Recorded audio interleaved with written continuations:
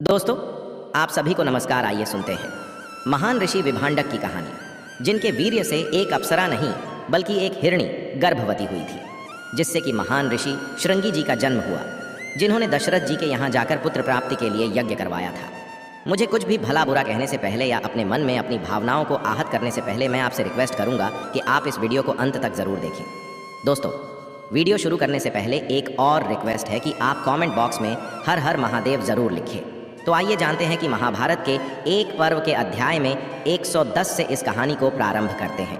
एक बार महर्षि लोमश ने राजा युधिष्ठिर को श्रृंगी ऋषि की कथा बताते हुए कहा कि श्रृंगी ऋषि का जन्म एक हिरणी के गर्भ से हुआ था और उनके पिता कश्यप मुनि के पुत्र महर्षि विभंडक थे। इतनी रोचक सी बात को सुनकर युधिष्ठिर ने लोमश ऋषि से पूछा कि महर्षि श्रृंगी, एक मनुष्य योनि का जीव एक पशु योनि के जीव से समागम कैसे कर सकता है? यह न तो धर्म सम्मत है, न ही व्यवहार सम्मत है। और इस संसर्ग से एक बच्चे की प्राप्ति कैसे हो सकती है? और इस प्राकृतिक संसर्ग से जन्मा हुआ बच्चा एक महान ऋषि कैसे हो सकता है? कृपया मुझे इन सब बातों को विस्तार पूर्वक समझाइए। लोमस ऋषि ने युधिष्ठिर जी को सारी कथा विस्तार पूर्वक बताएं। उन्होंने कहा कि महर्षि कश्यप के पुत्र महर्षि विभंडक तपस्वियों में अग्रणी थे।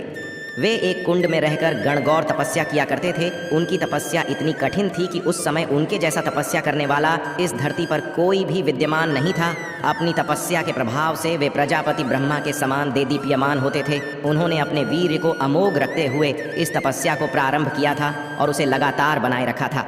उनके तेज से देवताओं के मन में जलन उत्पन्न हो गया। वे सभी देवता उनके तेज को अपने आगे बर्दाश्त नहीं कर पा रहे थे। इसलिए उन्होंने इंद्र से इसके लिए याचना की कि किसी तरह विभांडिक मुनि के तप को खंडित किया जाए। इंद्र, जो कि हमेशा ही भयभीत रहा करते थे कि अपनी तपस्या से कोई उनके इंद्र पद को प्राप्त न कर ले, वे देवताओं के बात में आ गए। उन्होंने विभंडक मुनि की तपस्या को भंग करने के लिए अपनी अप्सराओं में सबसे श्रेष्ठ अप्सरा उर्वशी को उनके पास भेजा। उर्वशी अपने पूरे सौंदर्य के साथ विभांडक मुनि की तपोस्थली पर जा पहुंची। वहां पर विभांडक मुनि अग्निकुंड में ध्यान लगाए तपस्या में लीन थे। वहां जाकर उर्वशी ने अपने सौंदर्य का जादू बिखेरना प्रारंभ कर दिया। उसने बड़ी ही सुंदर सी संगीत की ध्वनि उत्पन्न की। साथ ही अगल बगल के वातावरण पर भी उसने माधुर्य का ऐसा मोहक सम्मोहन डाल दिया जिससे कि ऋषि का मन अपनी तपस्या से बाहर निकल आया। जब उन्होंने अपनी आंखें खोली तो अपने सामने अपूर्व सुंदरी एक अप्सरा को देखा। उर्वशी उस समय अपने हाव भाव से कामदेव को भी लज्जित कर सकती थी।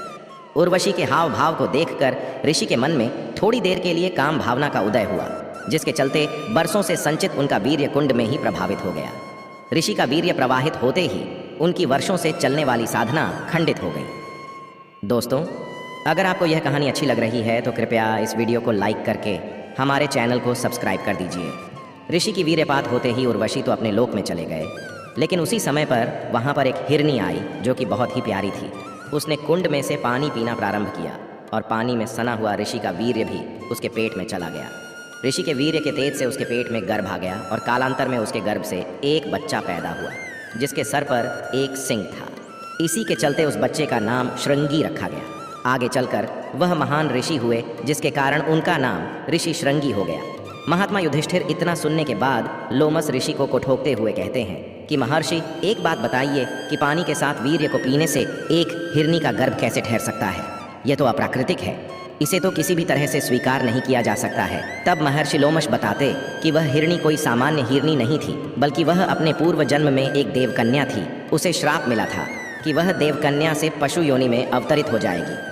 ब्रह्मा जी ने उसके श्राप से मुक्ति का उस दिन उपाय बताया था कि जब वह किसी भी ऋषि का वीर्य अपने गर्भ में धारण करेंगी और एक पुत्र को उत्पन्न कर देगी तो वह श्राप से मुक्त हो जाएगी और वापस देवकन्या बन जाएगी।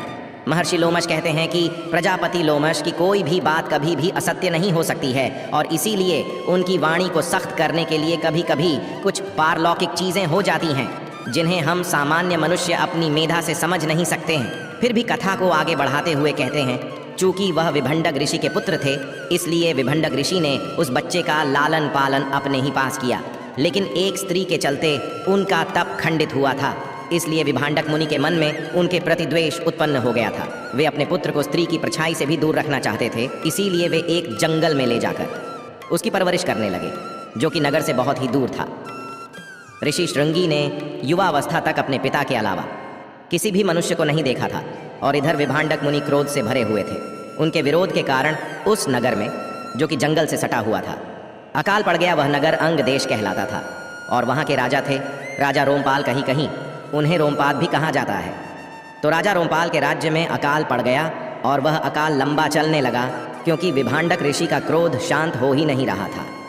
राजा रोमपाल बहुत प्रयास करके हार गए, लेकिन उनके राज्य से अकाल जाने का नाम नहीं ले रहा था। तब रोमपाल ने विभिन्न विद्वानों को अपने पास बुलाया और उनसे इस अकाल को दूर करने का उपाय पूछा। तब शास्त्रों में निपुण विद्वानों ने अपने गणना से यह निष्कर्ष निकाला कि यदि किसी भी तरह श्रृंगी ऋषि के कदम राजा रोमपाद के नगर में पड़ जाएंगे तो यह अकाल समाप्त हो जाएगा। राजा रोमपाद अयोध्या के राजा दशरथ के परम मित्र थे। कथा में ऐसी बात आती है कि जब दशरथ जी का विवाह कौशल्या जी से हुआ था और वे अपने वैवाहिक जीवन के पहले ही चरण में थे, तो उन्हें एक पुत्री की प्राप्ति हुई थी। और उस समय राजा रोमपाद का वैवाहिक जीवन अपने अंतिम चरण में चल रहा था, लेकिन उन्हें कोई भी संतान नहीं थी। तब राजा रोमपाद ने अपने मित्र दशरथ से कहा था कि मित्र, अभी तुम युवा हो, अभी तुम्हारा विवाह नया है, तुम्हें आगे चलकर अनेक संतानें मिलेंगी, लेकिन मैं अब लगता है कि संतान के सुख से दुखी रहूँगा।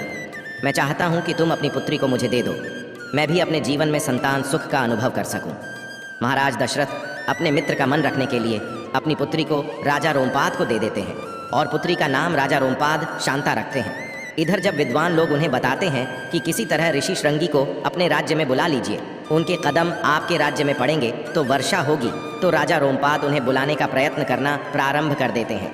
उन्हें पता चलता है कि ऋषि श्रृंगी ने अभी तक किसी भी मनुष्य को नहीं देखा है और ना ही उन्होंने आज तक अन्न ग्रहण किया है, क्योंकि वह जंगल में रहते थे और कंदमूल फल खाकर के ही अपना जीवन बिताते थे। तब राजा रोमपाद ने अपने नगर से कुछ सुंदर स्त्रियों को चुन करके उनके आश्रम में भेजा। वे स्त्रियां उनके आश्रम के नज़दीक एक आश्रम बनाकर रहने लगीं। वे ऋषि श्रृंगी के यहाँ तब जाती थीं जब उनके पिता विभांडक ऋषि अपनी तपस्या के लिए कुंड में चले जाते थे। वहाँ पर जाकर वे श्रृंगी को तरह तरह की चीज़ें दिखाती और उन्हें तमाम मीठी बातें बताती। ऋषि श्रृंगी के मन में उनके प्रति मातृत्व का ही भाव था, क्योंकि उनका परिचय कभी काम वासना से हुआ ही नहीं था। ऋषि श्रृंगी का हृदय अत्यंत निर्मल था। वे उन तीनों से मित्रवत व्यवहार करते हुए मातृभाव से उनके साथ संवाद करते थे।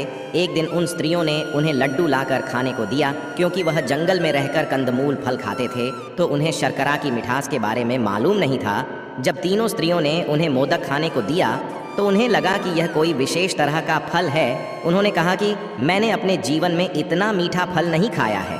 तब स्त्रियों ने कहा कि हमारे यहाँ पर ऐसे फल बहुताय मात्रा में होते हैं, अगर आप चाहे तो हम अपने यहाँ आपको इन फलों को दिखा सकते हैं और भरपेट आप इनका भोग लगा सकते हैं। आप चाहें तो हमारे साथ हमारी जगह पर चलिए। तब श्रृंगी अपने पिता को बिना बताए राजा रोमपाद के यहाँ जाने को तैयार हो गए। वे उन स्त्रियों के साथ राजा रोमपाद के नगर में गए। वैसे ही वहाँ पर बारिश प्रारंभ हो गई और राजा रोमपाद के राज्य से अकाल की समाप्ति हो गई। लेकिन राजा रोमपाद जानते थे कि यह एक छल है। उन्हें डर था कि कहीं विभांडक ऋषि वापस आकर उन्हें श्राप न दे दें, इसलिए उन्होंने विभांडिक ऋषि के उनके महल में आने से पहले ही कुछ न कुछ तो करना ही था। इसलिए उन्होंने भोले भाले ऋषि श्रृंगी से अपनी पुत्री शांता का विवाह कर दिया। ऋषि श्रृंगी निर्मोद थे। वे विवाह के अर्थ को भी समुचित रूप से नहीं जानते थे, लेकिन शांता उन्हें बहुत ही अच्छी लगी। उनके मन में उनके प्रति प्रेम के आकर्षण का भाव जागृत हुआ था, इसलिए उन्होंने तत्काल ही उसके हाथ को अपने हाथ में ले लिया। इतने में बरसात होते देखकर विभांडक ऋषि समझ गए कि श्रृंगी किसी न किसी की नगर में चले गए हैं। क्रोध में तमतमा हुए राजा रोमपाद के महल में पधारे। वो राजा रोमपाद को श्राप देने वाले थे, लेकिन वहाँ पर जाकर उन्होंने देखा कि शांता और ऋषि श्रृंगी का आपस में विवाह हो चुका है। पानी ग्रहण संस्कार किया जा चुका है। अब ऋषि विभांडक और राजा रोमपाद संबंधी थे। विभांडक ऋषि ने अपने क्रोध को शांत किया और प्रसन्नतापूर्वक अपने पुत्र वधू और पुत्र को लेकर अपने आश्रम में वापस लौट आए। कालांतर में यही ऋषि ने एक तरह से राजा दशरथ के दामाद थे। उन्होंने राजा दशरथ के लिए पुत्रेष्टि यज्ञ करवाया था, क्योंकि एकमात्र ऋषि श्रृंगी थे जो इस यज्ञ को संपन्न करा सकते थे। क्योंकि पुत्र यज्ञ बहुत ही महान यज्ञ होता है और इसे सिर्फ एक निर्मल हृदय का व्यक्ति संपन्न करा सकता है, जिसने कभी पाप के बारे में सोचा भी ना हो। ऐसे ऋषि श्रृंगी ऋषि केवल थे। कहते हैं कि तपस्या करने से उनके सर से वह सिंह भी गायब हो गया था और वह प्रसन्नतापूर्वक अपनी पत्नी के साथ तपस्या करने में लगे रहे। इस प्रकार मित्रों, ऋषि श्रृंगी महान ऋषि हुए। तो दोस्तों, आपको ये वीडियो कैसी लगी हमें कमेंट में ज़रूर बताएं। दीजिए हमें इजाज़त, मिलते हैं एक और वीडियो में। और अभी तक चैनल को आपने सब्सक्राइब नहीं किया है तो चैनल सब्सक्राइब करके बेल आइकन ज़रूर दबाएं।